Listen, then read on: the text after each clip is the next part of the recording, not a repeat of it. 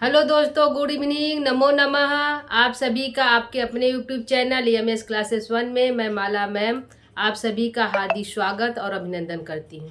दोस्तों, हमारी जो क्लास चल रही है प्रश्नोत्तरी के अंतर्गत जो है हम नीति शतकम को देख रहे हैं। ठीक है, तो आइए हम जो स्टार्ट करते हैं प्रश्नोत्तरी करना। 2 दिन की क्लास में, पिछले 2 दिन क्लासों में दोस्तों हमने जो है प्रश्नोत्तरी की है नीति शतकम पे। तो जिसको वह प्राप्त नहीं हुआ है वह जाकर जो है एमएस जो है क्लासेस 1 को सर्च करके करके उस पर देख सकता है, प्ले लिस्ट के द्वारा उसको देख सकता है। ठीक है दोस्तों, तो आइए हम जो है स्टार्ट करते हैं अपने प्रश्नोत्तरी को। ठीक, आज का हमारा जो पहला प्रश्न है दोस्तों, पहला प्रश्न है छायेव मैत्री खल सज्जना नाम यहाँ अलंकार है। ठीक है, यहाँ पूछा है कि इसमें जो है यह जो है पंक्ति है, तो इसमें छायेव मैत्री और खल संजना नाम, सज्जनों और खलों की मंत्री जो मैत्री होती है वह किस प्रकार होती है, छाया की तरह होती है। छाएव एव मैत्री, तो यहाँ एव पूछा है। ठीक है, तो यहाँ पूछा कि इसमें अलंकार क्या है। ठीक, तो एव छाएव मैत्री खल सज्जना नाम, खलों यानी दुष्टों की और सज्जनों की मैत्री जो है, दोस्ती जो है छाया की तरह होती है। ठीक, तो इसमें जो है इसमें अलंकार पूछा कि इसमें कौन सा अलंकार है। ठीक, तो इसमें आंसर हमारा क्या है दोस्तों, इसमें कौन सा अलंकार है, तो इसमें हमारा जो है उपमा अलंकार है। क्या है? उपमा अलंकार है। ठीक, आंसर क्या होगा? उपमा अलंकार। ठीक, उपमा अलंकार। ठीक है दोस्तों, ये हमारा आंसर है। ठीक, छाये मैत्री खल सज्जना नाम, यहाँ जो है अलंकार क्या है, जो इस पंक्ति में अलंकार क्या है दोस्तों, तो उपमा अलंकार है। ठीक है, दूसरा प्रश्न लेते हैं। दूसरा प्रश्न हमारा है दोस्तों, एका नारी सुंदरी वा दरी वा, यहाँ दरी पद का क्या अर्थ है। इसमें जो है भर्तृहरि कहते हैं एक ही नारी हो वह बहुत सुंदर हो, या तो जिससे मतलब विवाह हुआ बहुत सुंदर, या तो वह गुफा में तपस्या करता हो। कोई व्यक्ति जिसकी पत्नी या तो बहुत सुंदर हो या तो वह गुफा में तपस्या करता हो। तो यहाँ एका नारी सुंदरी वा दरी, यहाँ सुंदरी मतलब एक ही नारी वह बहुत सुंदर हो, या तो दरी, दरी का यहाँ अर्थ पूछा है। दरी का अर्थ है दोस्तों गुफा। ठीक है, एक ही व्यक्ति की जो है पत्नी जो है या तो बहुत सुंदर हो, या तो दरी यानी वो गुफा में तपस्या कर रहा हो। तो यहाँ दरी शब्द का अर्थ है दोस्तों गुफा। क्या है? गुफा अर्थ है। ठीक, ठीक है, इसमें पूरा है कि एक ही नारी सुंदरी वा दरी हो, या एक ही शिव हो, या तो शिव हो या तो केशव हो। ठीक, किसी एक ही देवी देवता की पूजा की जाए, उसी प्रकार यहाँ है एक ही नारी हो, या तो सुंदर हो, या तो दरी, या तो गुफा में जाकर तपस्या करे। ठीक है, तो आंसर हमारा है दरी। क्या अर्थ है दोस्तों? तो गुफा है। ठीक, अगला है भर्तृहरि के गुरु माने जाते हैं। भर्तृहरि के गुरु कौन है? ठीक है दोस्तों, तो भर्तृहरि के गुरु हमारे माने जाते हैं गोरखनाथ। कौन है दोस्तों? गोरखनाथ जो है उनके गुरु माने जाते हैं। कौन है? गोरखनाथ। गोरखनाथ। ठीक, यह जो है भर्तृहरि के गुरु है। ठीक है दोस्तों, गोरखनाथ भर्तृहरि के गुरु है। चौथा प्रश्न है संगति में प्रत्यय है। जो संगति शब्द है उसमें प्रत्यय पूछा है। क्या है दोस्तों? यह जो संगति शब्द है इसमें पूछा है कि इसमें प्रत्यय क्या है। ठीक, तो संगति शब्द में हमारा प्रत्यय है दोस्तों, संगति शब्द में हमारा प्रत्यय है, संगति शब्द में प्रत्यय है 3 प्रत्यय। क्या है दोस्तों? संगति शब्द में हमारा 3 प्रत्यय है।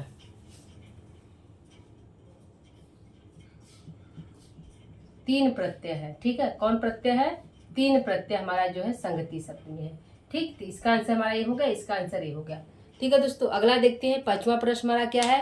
5वां प्रश्न हमारा है कि विद्वानों की सभा में मूर्ख अपनी मूर्खता को किस प्रकार छिपा सकता है। इसमें भर्तृहरि जो मूर्ख पद्धति में कहते हैं कि जो विद्वान लोग हैं, यदि विद्वान की सभा है, वहाँ मूर्ख लोग बैठे हैं, तो वहाँ मूर्खों का यही एक उपाय है। ब्रह्म ने यही एक उपाय बताया है कि उनका चुप रहना ही वहाँ पे एकमात्र उपाय है। मूर्खों का चुप रहना ही एकमात्र उपाय है। किसकी सभा में? विद्वानों की सभा में। तो प्रश्न हमारा है विद्वानों की सभा में मूर्ख अपनी मूर्खता को किस प्रकार छिपा सकता है दोस्तों? तो मूर्ख अपनी मूर्खता को जो है चुप रहकर छिपा सकता है, मौन रहकर छिपा सकता है। तो आंसर हमारा क्या है? मौन रहकर। क्या है? मौन रहकर। मौन रहकर अपनी जो है अविद्यता को छिपा सकता है, क्योंकि वो विद्वान नहीं है। यदि वह कहीं पे विद्वानों की सभा हो रही है तो यदि वो अच्छे से है तो वहाँ पे वो चुप रहे तो उसके लिए अच्छा है।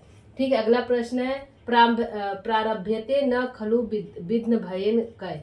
कौन है जो प्रारंभ में खलु माने निश्चित रूप से, विघ्न के भय से निश्चित रूप से कौन है जो अपने कार्य को प्रारंभ नहीं करता है। ठीक है, तो जो है व्यक्ति होते हैं निम्न कोटि के, जो नीच व्यक्ति होते हैं वह जो है भय से, किसके भय से, जो है आपके हैं विघ्न के भय से वह कार्य को ही प्रारंभ नहीं करते हैं। ठीक है, तो यह कैसे व्यक्ति होते हैं, नीच व्यक्ति होते हैं। तो नीच व्यक्ति होते हैं, प्रारंभ नहीं करते, तो नीच व्यक्ति कह सकते हैं हम।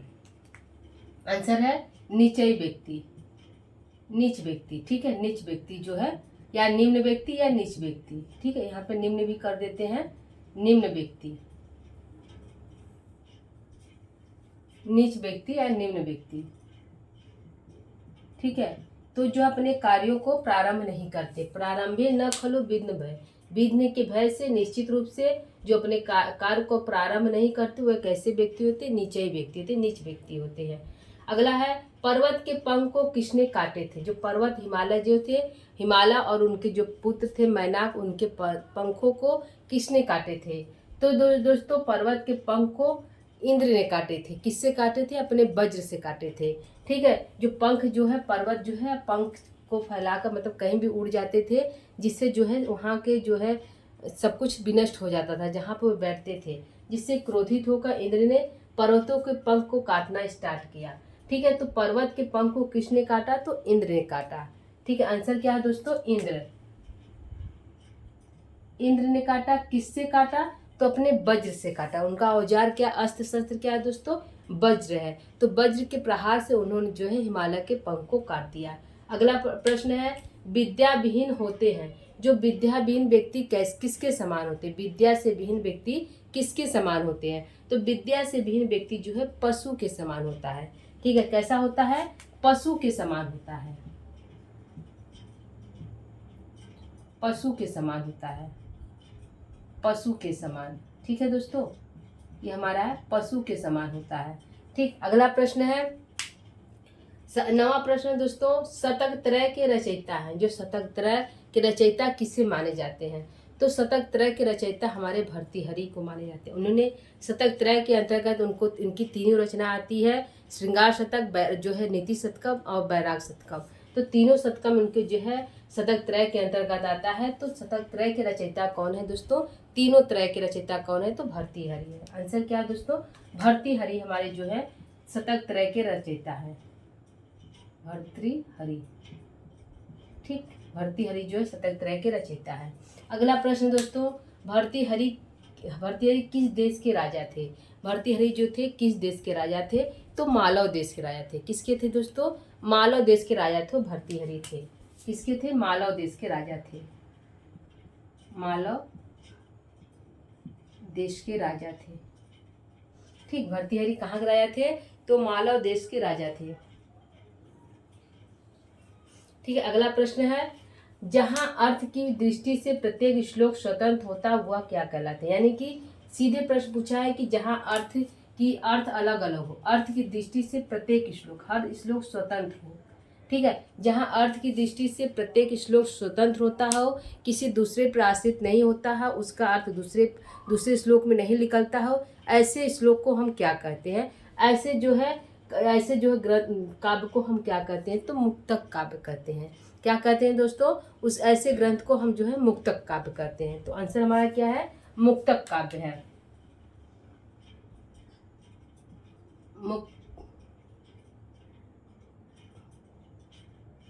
मुक्तक काव्य।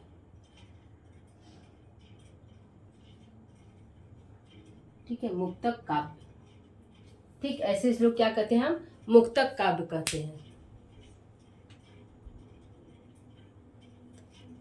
ठीक है, अगला प्रश्न है जहां अर्थ की दृष्टि से प्रत्येक श्लोक स्वतंत्र होता है वह मुक्तक काव्य कहलाता है। अगला प्रश्न है व्यक्ति धन प्राप्त करता है। तो यहाँ पे है दोस्तों कि जो है नीति शतकम में श्लोक आया है कि व्यक्ति धन किस प्रकार प्राप्त करता है, अपने भाग्य से, अपने कर्म से, अपने जो है दुष्ट प्रवृत्ति के द्वारा या फिर अपने जो है भक्ति के द्वारा किस प्रकार जो है धन को प्राप्त करता है। तो यहाँ जो है लिखा गया है कि व्यक्ति अपने जो है भाग्य से जो है धन को प्राप्त करता है। यदि उसके भाग में है कि धन जो है उसको प्राप्त होगा तो वह जहाँ भी जाएगा उसको वहाँ पे धन प्राप्त, मतलब जहाँ पे उसको धन की प्राप्ति होगी वहाँ पे उसको धन प्राप्त हो जाएगा। ठीक है, तो यह जो श्लोक है, धन की व्यक्ति धन प्राप्त करता है तो कैसे करता है, तो भाग के अनुसार करता है। क्या है, भाग के अनुसार करता है।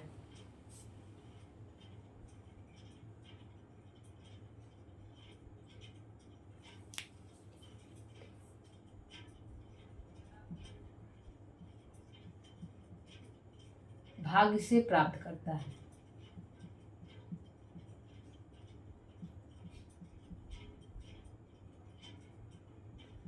ठीक है, अगला आंसर है, प्रश्न है, किसके चित्त को बदला नहीं जा सकता। भर्तृहरि कहते हैं कि ऐसे कौन व्यक्ति हैं जिनके चित्त को हम प्रसन्न नहीं कर सकते। तो दोस्तों जो है मूर्खों के चित्त को जो है भर्तृहरि कहते हैं कि उनको हम किसी भी स्थिति में प्रसन्न नहीं कर सकते। ठीक है, तो किसके चित्त को भर्तृहरि प्रसन्न नहीं कर सकते, तो मूर्खों के चित्त को। क्या है, मूर्खों के चित्त को प्रसन्न नहीं किया जा सकता। मूर्खों के चित्त को जो है प्रसन्न नहीं, मूर्खों के चित्त को, ठीक है, मूर्खों के चित्त को जो है प्रसन्न नहीं किया जा सकता। ठीक है दोस्तों, यह हमारे थे 13 प्रश्न को एक बार फिर से हम रिपीट करते हैं दोस्तों, आप लोग इसको ध्यान से देखिएगा। पहला प्रश्न है, छावे मैत्री खल सज्जना नाम, यहाँ अलंकार है। छाया की तरह होती है दुष्टों और सज्जनों की मैत्री, इस पे अलंकार पूछा है। तो अलंकार हमारे दोस्तों उपमा अलंकार। अगला प्रश्न है, एक नारी सुंदरी व दरी, यहाँ दरी पद का क्या अर्थ है। तो यहाँ दरी पद का अर्थ है दोस्तों गुफा। ठीक, भर्तृहरि के गुरु माने जाते हैं गोरखनाथ। ठीक है, संगति में प्रत्यय पूजा, संगति एक शब्द है, संगति यानी अच्छी संगति होती है। तो संगति में जो प्रत्यय क्या है दोस्तों, तो 3 प्रत्यय है।